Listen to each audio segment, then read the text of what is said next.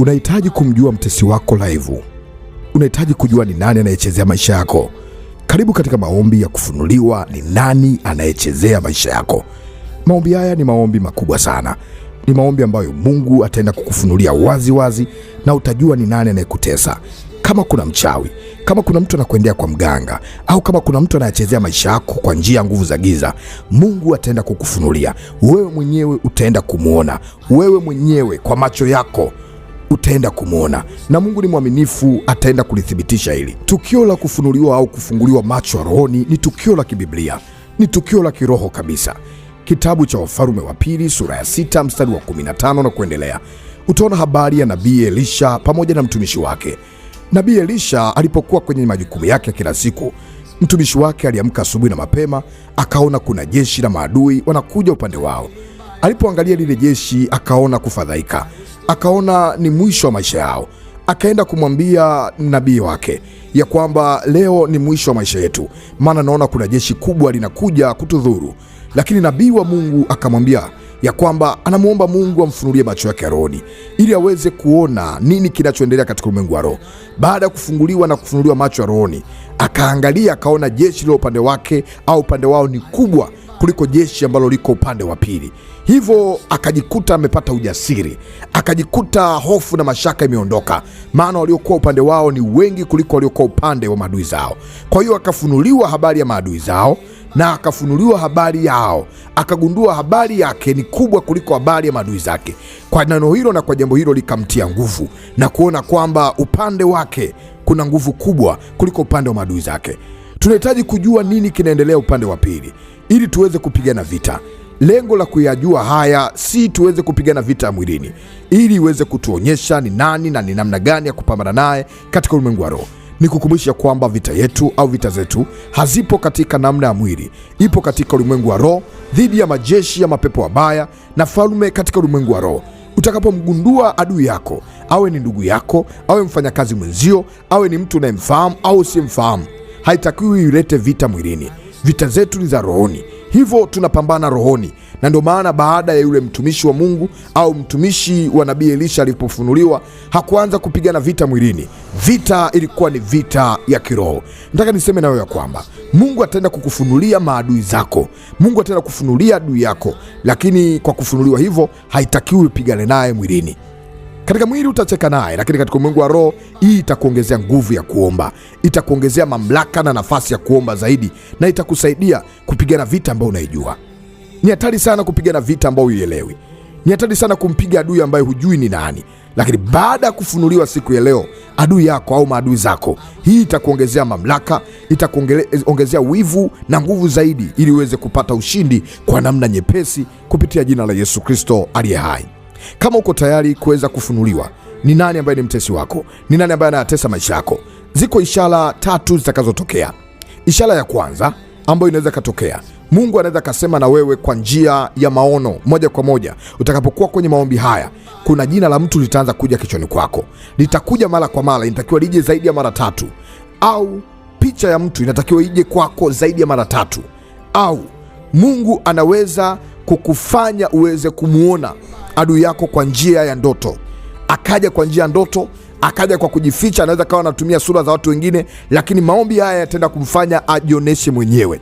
Maombi haya yataenda kumfanya avuliwe sura zote ambazo alikuwa anazitumia, ije sura yake mwenyewe. Na kwa njia ya ndoto Mungu atakuonyesha. Muhimu kwako ni kutokuogopa. Muhimu kwako ni kutokuogopa kabisa kabisa. Lakini pia njia nyingine ambayo inaweza kujitokeza, inaweza ikatokea akaja kukuchukia.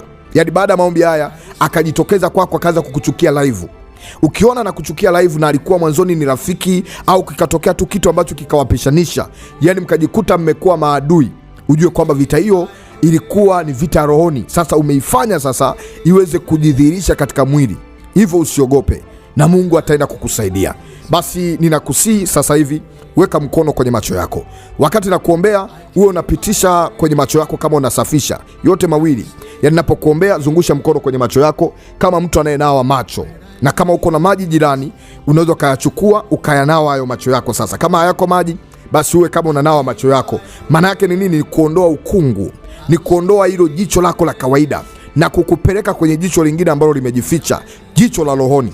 na utaenda kulipokea hapo hapo. Kuna mambo mengi utaanza kufunuliwa, kuna vitu vingi utaanza kuviona, kuna mambo mengi ambayo Mungu atakuonyesha. Muhimu kwako tu ni kuwa jasiri. Baba, katika jina la Yesu, najiconnect na mtu huyu anayenifuata mahali popote.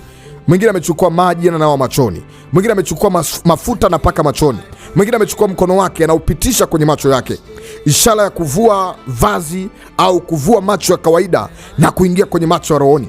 Kama vile mtumishi wako ambavyo umenipa ufunuo huu ya kwamba kuna watu inabidi wafunuliwe macho ya rohoni.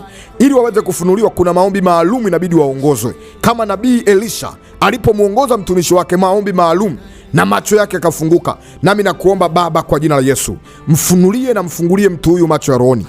Na yafungua macho yako ya rohoni sasa, na yafungua macho yako ya rohoni sasa, na yafungua macho yako rohoni sasa. Endelea tu kupitisha mkono kwenye macho yako na takasa macho yako rohoni sasa.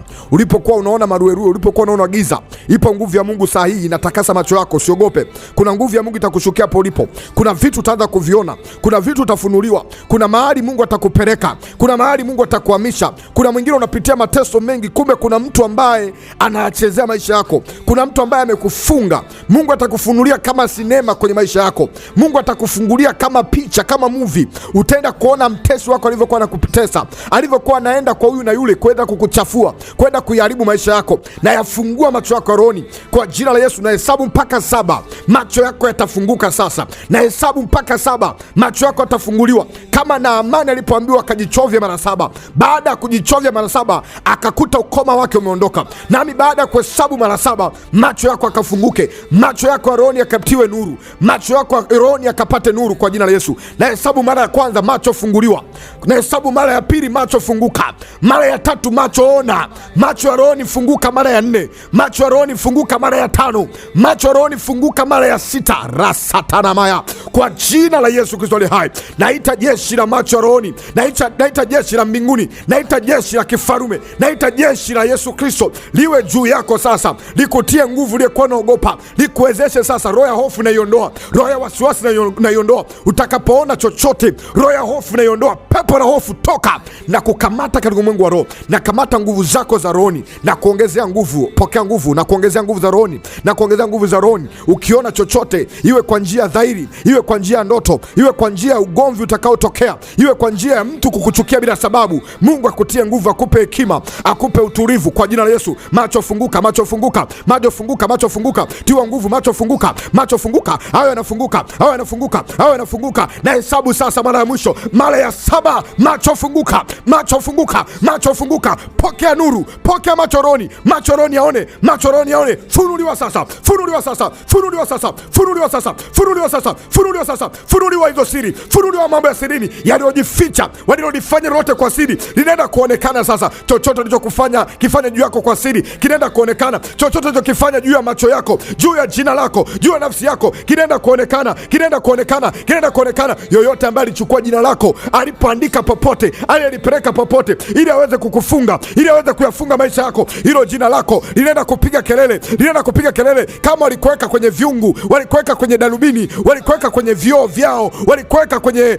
karatasi zao, huko unaenda kufunuliwa, unaenda kuona sasa, unaenda kuona sasa. Na kurudisha nyuma, narudisha nyuma. Kama kuna yoyote alichukua chochote kwako, kama alichukua chochote, alikopa chochote, aliazima chochote, alikuja kama rafiki, alikuja kama ndugu, au alikujaga kwa ndoto, alafu kapumbazwa akili, na kufungua sasa, na kurudisha kwenye kumbukumbu za siri, na kurudisha kwenye kumbukumbu za nyuma. Pokea hiyo neema, pokea, pokea, pokea, pokea, pokea, pokea, pokea, pokea kufunuliwa, pokea kufunuliwa, pokea kufunuliwa, pokea kufunuliwa. Usiogope, usiogope, ipo nguvu na kusaidia. Hiyo nguvu, hiyo nguvu, hiyo nguvu, hiyo nguvu, hiyo nguvu, hiyo nguvu, hiyo nguvu, hiyo nguvu, hiyo nguvu. Pokea kwa jina la Yesu. Pokea macho rohoni, pokea macho rohoni, pokea macho rohoni, pokea siri za rohoni. Funuliwa, funuliwa na kuombea kwa jina la Yesu.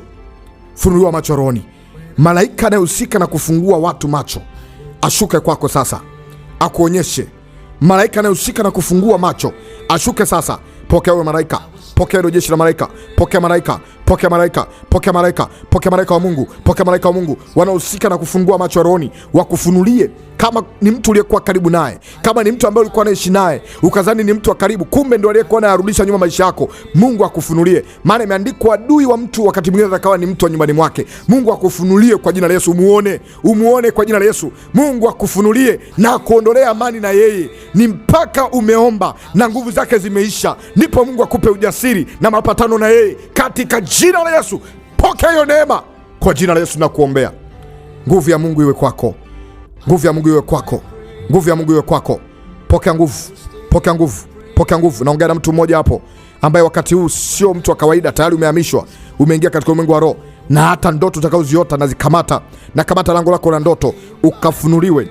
Na mwingine tayari umeshaona wakati unaomba, kuna picha ilikuwa inakuja kwako, imekuja zaidi ya mara 3. Mwingine kuna sauti ilikuwa inakujia inakwambia fulani fulani fulani. Usiogope na usifanyie kazi kwa mapambano ya mwilini. Maana yake uingie rohoni, mwambie Mungu naomba unidhihirishie, na Mungu atakudhihirishia. Mwambie Mungu hii haitoshi, naomba unifunulie zaidi, Mungu atakufunulia. Na usifanye kwa fikra zako, kwa mawazo yako, fanya kwa kile ambacho Mungu anakuongoza. Neema Bwana iwe kwako. Pokea kwa jina la Yesu. Amen. Naitwa mwombezi Pastor Godwin Ndelwa, ambaye nimeomba maombi ya kukufungua macho yako rohoni. Jambo hili au tukio hili au maombi haya ni maombi ya kiroho, na yapo kwa lengo la kukufanya ujue vita unayopitia, sio kwa kukugombanisha na mtu wala kuleta ugomvi wa kifamilia. Wakati mwingine kama unajiona uwezi kustahimili, mwambie Mungu naomba rehema na yarudisha macho yangu ya kwanza. Haya macho ninaomba yasifunue chochote, ili usije ukajikuta umeingia kujua au kufunuliwa vitu vya sirini ambavyo ni tofauti na uwezo wako ulivyo. Mungu wa mbinguni akutie nguvu na atakuwezesha, utaenda kuona. Na mwingine umeshaona, unaweza kanipa ushuhuda, nini umeona katikati ya maombi haya, nini umefunuliwa baada ya kuomba. Omba maombi haya hata siku 3. Omba siku ya kwanza, rudia siku ya pili, rudia siku ya 3, na utaona Mungu analithibitisha hilo. Na ukimuona adui yako, ingia kwenye maombi. Kama utaweza kuingia kwenye maombi ya kumpinga, kukemea, yako maombi mengi ya kumpiga adui na kumdhoofisha na kumpiga upofu ili asiendelee kuyatesa maisha yako, na utaona vitu vyako vinafunguka. Utasikia amani, utasikia kuna mipenyo Mungu anakufunulia, utasikia kuna ujasiri unaupata, na Mungu atakutia nguvu katikati yao yote.